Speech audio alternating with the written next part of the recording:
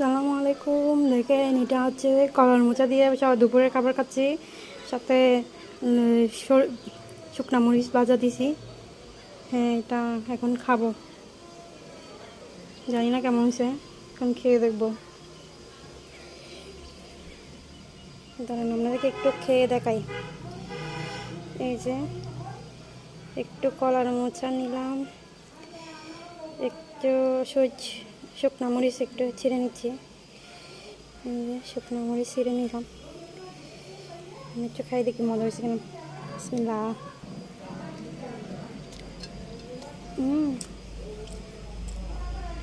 সেই টেস্ট, অনেক মজা হয়েছে, কষ্ট সার্থক, অনেক মজা হয়েছে।